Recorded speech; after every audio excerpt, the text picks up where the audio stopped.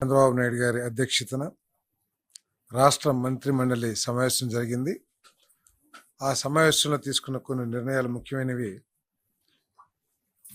Andhra Pradesh public security act 1992 section 3 ప్రకారం communist party of India, Maoist మరియు revolutionary democratic front వాటి అనుబంధ సంస్థలపై ప్రస్తుతం ఉన్న నిషేధాన్ని మరో ఏడాది పాటు పొడిగిస్తూ చేసిన ప్రతిపాదనని రాష్ట్ర మంత్రిమండలి ఆమోదించింది.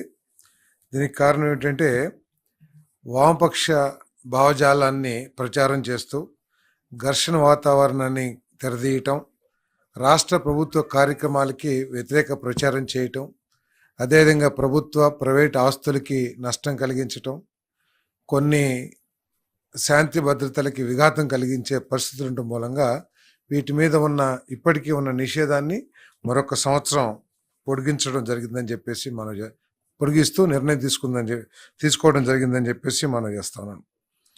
2, పశుసంవర్ధక శాఖకు సంబంధించి 18/8/2021 తేదీన జారీ చేసిన జీవో నెంబర్ 217 మరియు ఫిషరీస్ డిపార్ట్మెంట్కి సంబంధించిన జీవో 144 డేటెడ్ 8/9/2020 రద్దు కోసం చేసిన ప్రతిపాదనని రాష్ట్ర మంత్రిమండలి ఆమోదించడం జరిగిందని చెప్పేసి మనం చేస్తాను. అంతేకాకుండా మన రాష్ట్రంలో ప్రత్యేకంగా ఈ సంతానోత్పత్తి రేటు తగ్గుతుందనే పరిస్థితులన్నింటినీ కూడా చర్చించడం జరిగింది. అంతేకాకుండా దీని మీద ఎక్కువగా డిస్కషన్ కూడా జరగాల్సిన అవసరం ఉందని చెప్పేసి కూడా మరి క్యాబినెట్లో చర్చించడం జరిగింది. దీన్ని దృష్టిలో పెట్టుకుని ఇంతకుముందు మున్సిపల్ పురపాలక పరిపాలన మరియు పట్టణాభివృద్ధి శాఖలో ఉన్న 2 పిల్లలకి మించి ఉన్నవారు మున్సిపల్ కార్పొరేషన్ మరియు మున్సిపాలిటీ ఎన్నికల్లో పోటీ చేయటం మరియు సభ్యులుగా కొనసాగడాన్ని నిషేధిస్తూ ఆంధ్రప్రదేశ్ మున్సిపల్ కార్పొరేషన్ చట్టం 1955 మరియు ఆంధ్రప్రదేశ్ మున్సిపాలిటీ చట్టం 1965లో చేసిన చట్ట సవరణల రద్దు కోసం ఏదైతే ప్రతిపాదన చేశారో దాన్ని రాష్ట్ర మంత్రిమండలి ఆమోదించిందని చెప్పేసి మనం చేస్తా ఉన్నాడు. పంచాయతీరాజ్ మరియు గ్రామీణాభివృద్ధి శాఖలో కూడా ఇటువంటి చట్టమే ఉంది. 2 పిల్లలకు మించి ఉన్నవారు పంచాయతీ ఎన్నికల్లో పోటీ చేయటం మరియు సభ్యులను అనర్హులుగా ప్రకటిస్తూ ఆంధ్రప్రదేశ్ పంచాయతీరాజ్ చట్టం 1994లోని సెక్షన్ 19కు చేసిన సవరణను రద్దు చేసేందుకు చేసిన ప్రతిపాదనని మంత్రిమండలి ఆమోదించడం జరిగింది. ఎందుకంటే 1980, 1990 ఆ డికేట్స్లో జనాభా పెరిగిపోతుందనే ఉద్దేశంతో కానివ్వండి, లేకపోతే వనరుల డిస్ట్రిబ్యూషన్లో ఉన్న సమస్యలు కానివ్వండి, వీటన్నిటిని దృష్టిలో పెట్టుకుని ఆ రోజు 2 కంటే ఎక్కువ మంది ఉంటే జిల్లా పరిషత్లో లోకల్ బాడీస్లో పోటీ చేసేదానికి అనర్హత వచ్చే విధంగా చట్టాన్ని సవరించడం జరిగింది. మరి ఈరోజు 30 ఏళ్ల పాటు అమలుపరిచిన ప్రభుత్వం సంతానోత్పత్తి రేటు, పనిచేయగల సామర్థ్యం ఉన్న జనాభా గణనీయంగా తగ్గుతున్న నేపథ్యంలో పిల్లల సంఖ్యపై నిషేధం అనవసరమని భావిస్తూ పంచాయతీరాజ్ గ్రామీణాభివృద్ధి శాఖ ప్రతిపాదన చేసిన ఈ సవరణకు మంత్రిమండలి ఆమోదం తెలియజేసింది. తర్వాత ఫేజ్ 1 కింద నేషనల్ మెడికల్ కమిషన్ నిబంధనలకు అనుగుణంగా విజయనగరం, రాజమహేంద్రవరం, ఏలూరు, మచిలీపట్నం, నంద్యాలలో 150 సీట్లతో నిర్మించిన నూతన వైద్య కళాశాలలకు సంబంధించి గతంలో మంజూరైన పోస్టులకు అదనంగా 380 పోస్టులు భర్తీ చేపట్టాలన్న ప్రతిపాదనను కూడా మంత్రిమండలి ఆమోదించిందని చెప్పేసి తెలియజేస్తాను.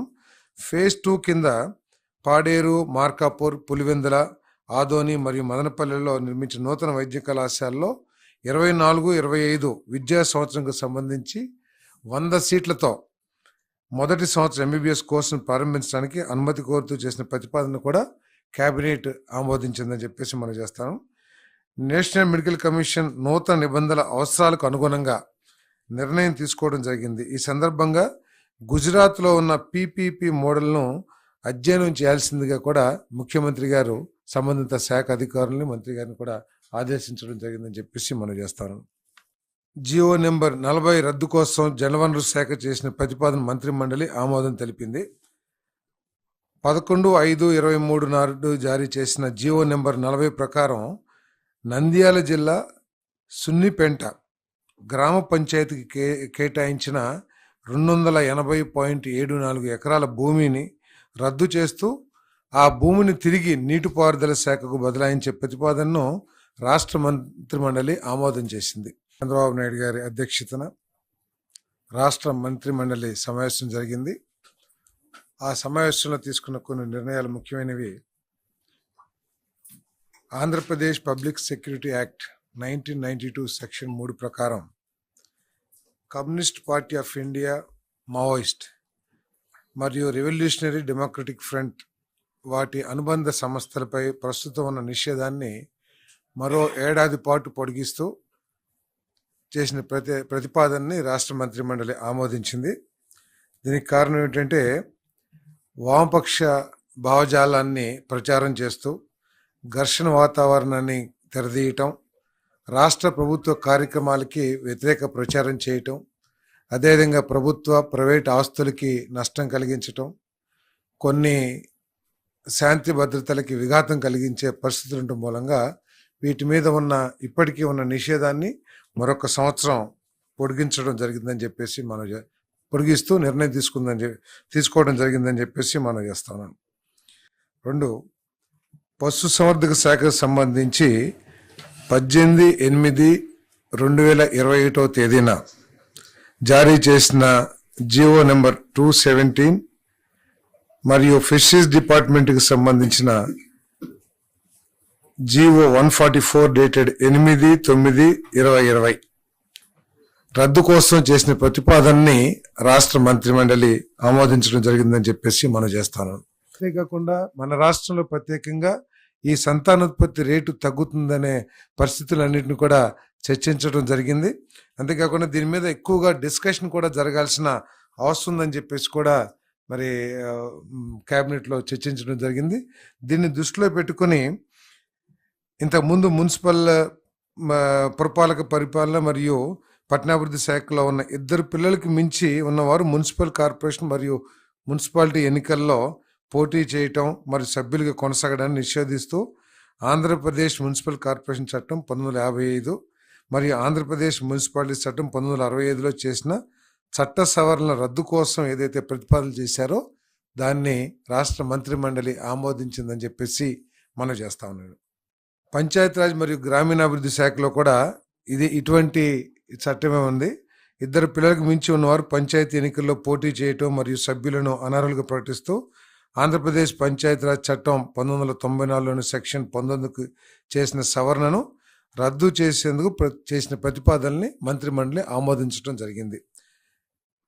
ఎందుకంటే 1980, 1990 ఆ డికేట్స్లో జనాభా పెరిగిపోతుందనే ఉద్దేశంతో కానివ్వండి, లేకపోతే వనరుల డిస్ట్రిబ్యూషన్లో ఉన్న సమస్యలు కానివ్వండి, వీటన్నిటిని దృష్టిలో పెట్టుకుని ఆ రోజు 2 కంటే ఎక్కువ మంది ఉంటే జిల్లా పరిషత్లో లోకల్ బాడీస్లో పోటీ చేసేదానికి అనర్హత వచ్చే విధంగా చట్టాన్ని సవరించడం జరిగింది. మరి ఈరోజు 30 ఏళ్ల పాటు అమలుపరిచిన ప్రభుత్వం సంతానోత్పత్తి రేటు, పనిచేయగల సామర్థ్యం ఉన్న జనాభా గణనీయంగా తగ్గుతున్న నేపథ్యంలో పిల్లల సంఖ్యపై నిషేధం అనవసరమని భావిస్తూ పంచాయతీరాజ్ గ్రామీణాభివృద్ధి శాఖ ప్రతిపాదన చేసిన ఈ సవరణకు మంత్రిమండలి ఆమోదం తెలియజేసింది. తర్వాత ఫేజ్ 1 కింద నేషనల్ మెడికల్ కమిషన్ నిబంధనలకు అనుగుణంగా విజయనగరం, రాజమహేంద్రవరం, ఏలూరు, మచిలీపట్నం, నంద్యాలలో 150 సీట్లతో నిర్మించిన నూతన వైద్య కళాశాలలకు సంబంధించి గతంలో మంజూరైన పోస్టులకు అదనంగా 380 పోస్టులు భర్తీ చేపట్టాలన్న ప్రతిపాదనను కూడా మంత్రిమండలి ఆమోదించిందని చెప్పేసి తెలియజేస్తాను. ఫేజ్ 2 కింద పాడేరు, మార్కాపూర్, పులివెందుల, ఆదోని మరియు మదనపల్లెలో నిర్మించిన నూతన వైద్య కళాశాలలో 24-25 విద్యా సంవత్సరంకు సంబంధించి 100 సీట్లతో మొదటి సంవత్సరం ఎంబీబీఎస్ కోర్సును ప్రారంభించడానికి అనుమతి కోరుతూ చేసిన ప్రతిపాదన కూడా క్యాబినెట్ ఆమోదించిందని చెప్పేసి మనం చేస్తాను. నేషనల్ మెడికల్ కమిషన్ నూతన నిబంధనల అవసరాలకు అనుగుణంగా నిర్ణయం తీసుకోవడం జరిగింది. ఈ సందర్భంగా గుజరాత్లో ఉన్న పీపీపీ మోడల్ను అధ్యయనం చేయాల్సిందిగా కూడా ముఖ్యమంత్రి గారు సంబంధిత శాఖ అధికారులని, మంత్రి గారిని కూడా ఆదేశించడం జరిగిందని చెప్పేసి మనం చేస్తాను. జియో నెంబర్ 40 రద్దు కోసం జలవనరుల శాఖ చేసిన ప్రతిపాదన మంత్రి మండలి ఆమోదం తెలిపింది. 11/5/23 నాడు జారీ చేసిన జీవో నెంబర్ 40 ప్రకారం నంద్యాల జిల్లా సున్నిపెంట గ్రామ పంచాయతీకి కేటాయించిన 280.74 ఎకరాల భూమిని రద్దు చేస్తూ ఆ భూమిని తిరిగి నీటిపారుదల శాఖకు బదలాయించే ప్రతిపాదనను రాష్ట్ర మంత్రిమండలి ఆమోదం చేసింది. సుమన్ టీవీలో మీ పర్సనల్ అండ్ బిజినెస్ ప్రమోషన్స్ కోసం కింది నెంబర్కి కాంటాక్ట్ చేయండి.